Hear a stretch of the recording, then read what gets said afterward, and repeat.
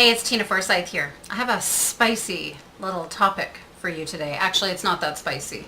But I am in a heat wave as we speak. As I record this, we're in the 30 degrees Celsius range, which is 90 for my Fahrenheit friends. And I have no air conditioning. It broke down on me. So forgive me if I seem a little wilted.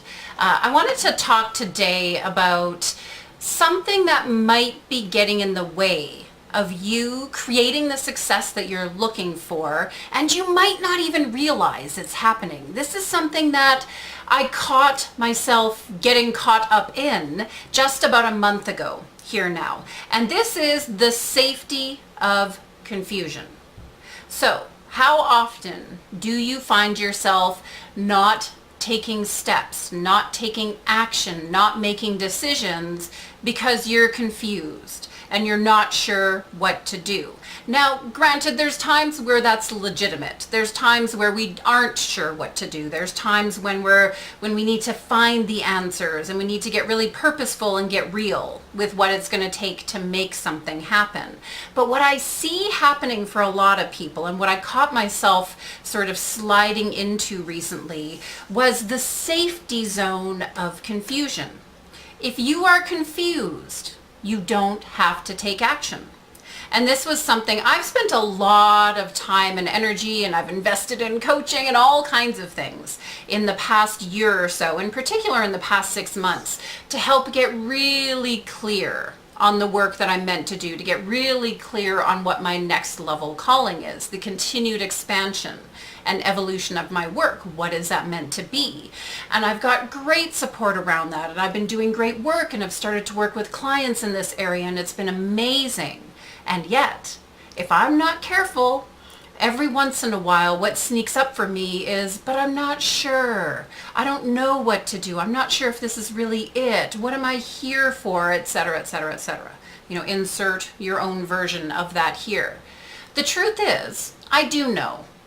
The truth is, I know how to tune in to that. I've learned how to tune in to my own inner wisdom. I've learned enough and received enough amazing guidance and support of coaches and other people to help me really define what that is. But if I'm not careful, I'll slip into confusion mode, because guess what? It is safe there. It's safe for me. It's easy for me to say, well, I don't know the answer, so I'm not going to take the step. It's safe for me to not risk. If I'm confused. If I'm confused and I don't know the answer and I can't take the step, well then, there's no chance of me failing. There's no chance of me falling flat on my face. There's no chance of putting myself out there and having people not receive or not connect with what it is that I'm doing. There's a lot of safety in confusion, and yet it could be the very thing that's keeping you where you are in this moment. So I invite you to consider today, if you're like me and this sneaks up on you from time to time, this little confusion bug, it's really learning to ask yourself, okay, wait a minute, am I actually confused right now? When it's popping up for me, this is what I've started to do, is really ask myself, okay, am I actually confused, or am I just thinking that I'm confused? What is the truth here? What is the truth of the situation? What is the truth of what I already know? What is the truth of tapping into my own inner wisdom and guidance, and the truth of where I'm at in this moment? Is it actually true that I'm confused? You might be surprised how often to find out that your confusion is just masking fear, instead of your confusion actually being real and true.